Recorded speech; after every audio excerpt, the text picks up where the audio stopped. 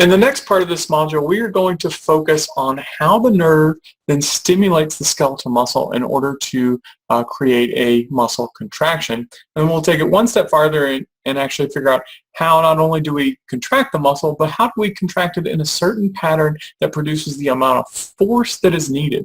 For example, how do we tell our muscles that we need to walk instead of run? Or how do we tell our muscles that we need to lift a textbook or that we need to lift a 20-pound dumbbell? So first thing we need to do is break into a motor unit. A motor unit, the definition I have here at the bottom is a single alpha motor neuron and all the muscle fibers that it innervates or stimulates is the definition the book uses. And so simply put, it is a nerve. So we have our nerves coming out of our motor cortex into our spinal cord. We then have a synapse that then sends a alpha motor neuron out of the spinal cord and into the muscle, and it then innervates several muscle fibers.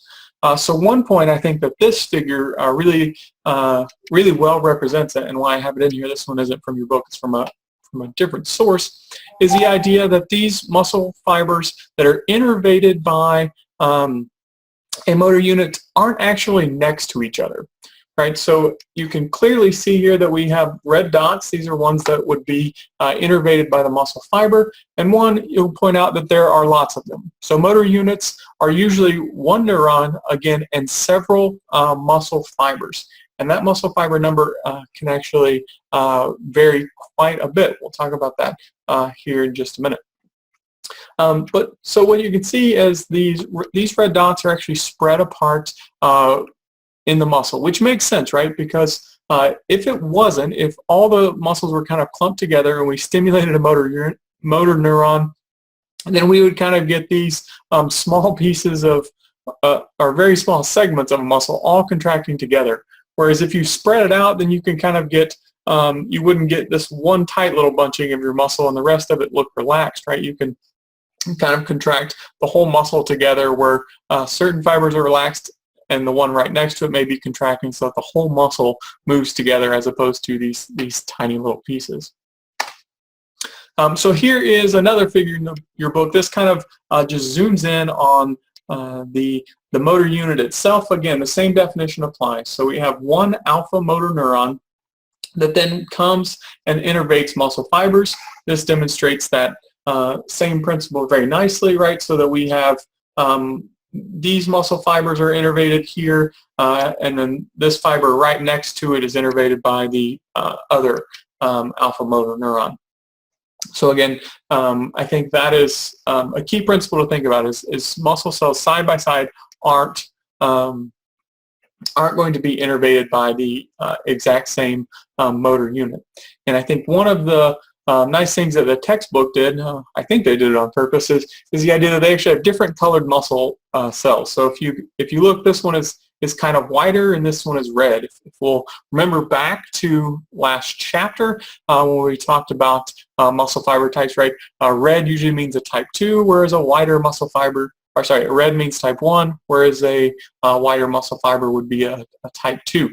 And so what they really show here is that all muscle fibers innervated by this alpha motor neuron are all red, whereas the 3 muscle fibers innervated by this motor neuron are all white. And so that is very critical, and that is kind of shown here again. So with that, we can break down motor units into categories that have specific properties, right? So as I just showed, we have each of our motor units are only going to innervate one single type of a muscle fiber. So we'll have motor units that innervate only type 1 or slow.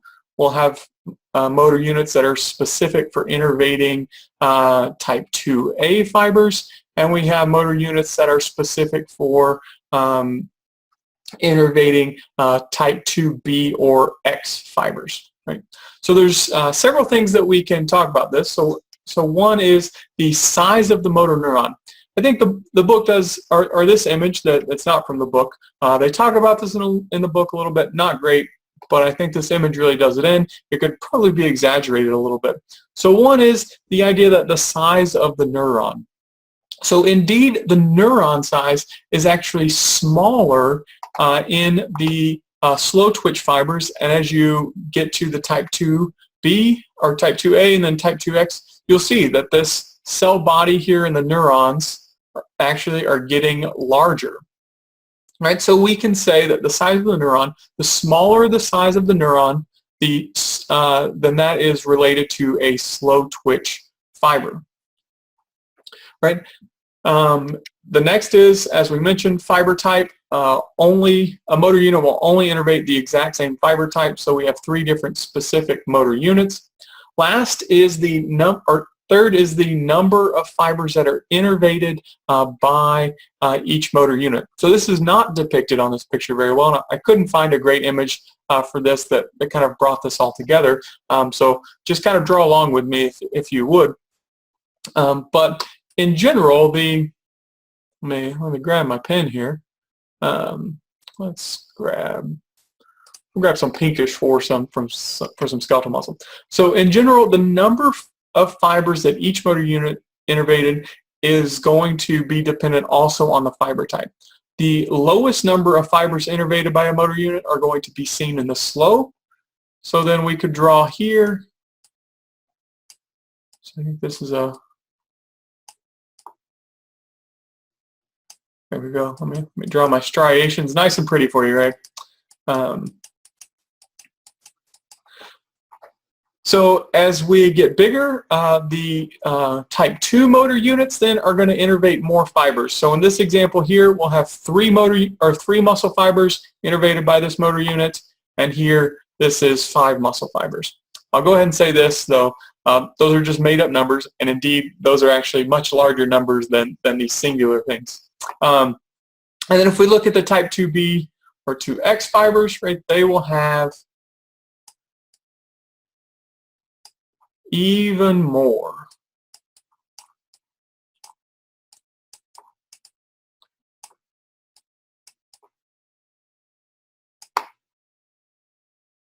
So in this example here, then the fastest motor unit would actually have a innervate several fibers, so 7 or 8 muscle fibers in that. So again, number of fibers innervated. Slow motor units are going to innervate a small number of fibers. The larger the neuron, the fiber type becomes again fast, and they will be even greater. So here, example from 3 to 5, and then to around 7 or 8 in these larger motor units. And what the size of the neuron and these muscle fibers that it innervates ultimately determines is the mean firing rate, or the amount of times that that neuron will fire per minute. The smaller the neuron, the easier it is for that neuron to depolarize. So if you think back to anatomy and physiology, and when they talked about IPSPs and EPSPs and kind of controlling these positive and negative signals at the neuron, and then once it reaches threshold from getting enough excitatory synapses, then it will stimulate a muscle contraction or action potential. So the same thing is going on with the size of the neuron. If you think about it though, it's just easier to get it to threshold than it is this larger neuron and larger cell body. So the mean firing rate is actually much faster in slow motor units and slower in the fast twitch motor units.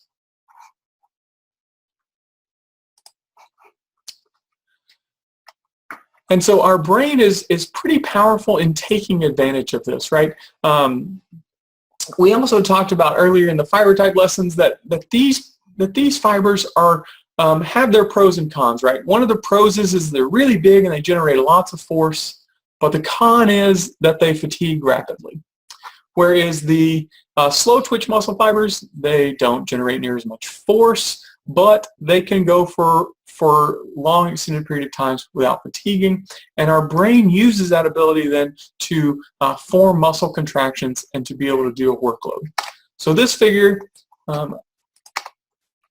is again not in your book, but I think a really good one. And this illustrates what we call the size principle of motor unit recruitment.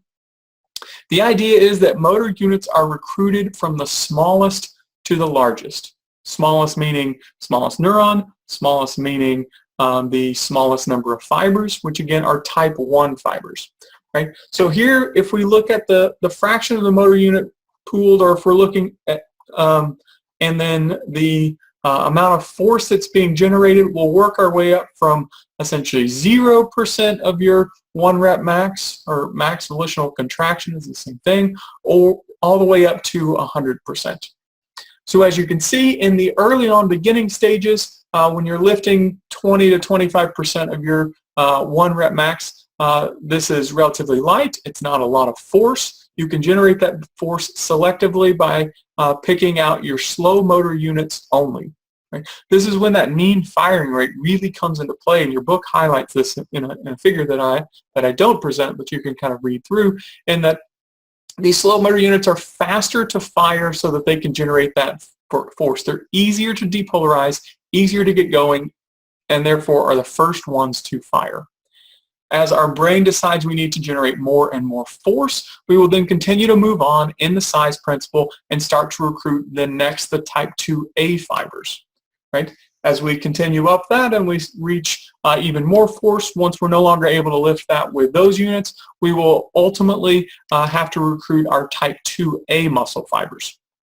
Our type 2BX muscle fibers, and those are what will be the most forceful. You can see the slopes here really goes up, right? This is the amount of force is generated by these is much larger than the slow twitch muscle fibers, which we talked about earlier. And so we recruit those. And from a physiology perspective, this makes perfect sense, right? In order to generate a low amount of force, why would we use our type 2X fibers, right? If we use those fibers, you're going to get tired really fast. Right? So if you use these slower units that don't fatigue, you're able to generate that force, maintain it for a long time, and you have no worries about fatigue. And so the idea is that your brain is conserving these fast fibers until you have that force is necessary.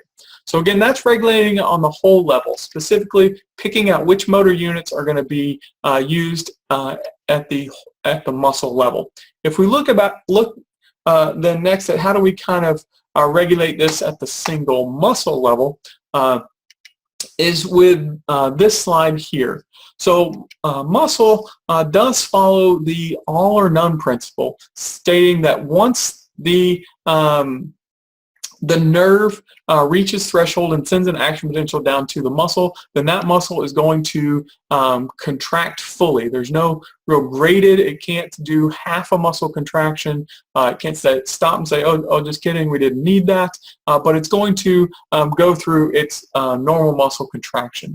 So the way that this is studied is by using this picture, this is out of your book, is by taking a muscle and kind of putting it in a bath where we can then either stimulate it with the nerve, or we can actually directly stimulate this in the bath, and we can look at the force generated by this muscle by putting a force transducer here at the top and fixing this at the bottom so that it pulls across that and tells us how much force that muscle is generating. So in general, if you send an action potential here, this is dictated by this line here, so motor neuron activity is increased, then we see a muscle contraction. Again, this all or none response is seen here, right? So we get the exact same shape of the curve both times, right? We go from baseline, muscle contraction, back to rest at baseline, then it's stimulated again to contract by an action potential, and we get the exact same all or none curve. However, one of the important factors that we can do as muscle to regulate force kind of at the fiber or at the motor unit level, either way you can think about it, is to kind of stack these muscle contractions on top of each other. So one single muscle fiber contraction is what we consider a twitch. If we add multiple twitches before this next fiber gets to baseline again, right? So we're contracting and then we start to relax, and then another action potential comes in down that motor unit and stimulates the skeletal muscle fiber, then we actually get a larger muscle size or muscle contraction force. And then if we do that again, we'll continue to kind of get higher and higher levels of force. So essentially we're adding this muscle force onto this, and then we're adding this onto this, and that adding is nice when the English language makes sense, and we call that summation, right? So we have our twitch, and then we have the summation or the addition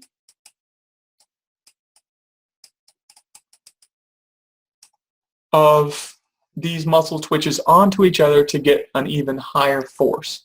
And you can see as the rate of action potentials increases, then the rate at which this summation occurs is very rapid until we get action potentials that are stacked so close together that this muscle then plateaus at its force and it maintains that. And we call that is reaching tetany. Right? So this is the maximum amount of force that that muscle fiber can generate. So again, just to kind of sum those two slides up, we can regulate it at the whole muscle level by selecting these motor units and going from the slowest to the fastest. And then we can also regulate at the single fiber level by telling it how many times essentially per second that muscle is going to contract. The more action potentials we send, the faster we send them, the more force will be produced until we reach a tetanic contraction in that muscle fiber, which is then the most force that it can produce. So the ability of the brain and neurosystem to regulate the number of action potentials that are being sent to the muscle in order to kind of get this gradation in force is what we term rate coding. Ooh, terrible handwriting. Again, rate coding is this idea that we can alternate or alter the frequency or number of action potentials that are sent per unit given of time to the skeletal muscle in order to regulate this idea of this getting this summation and twitch in order to gradate the amount of force. That'll close it up for this section. Next we'll move on to neural adaptations during exercise. We'll get a little bit of exercise as medicine, talking about how exercise can affect not only the neurosystem during health, but also in a disease called MS.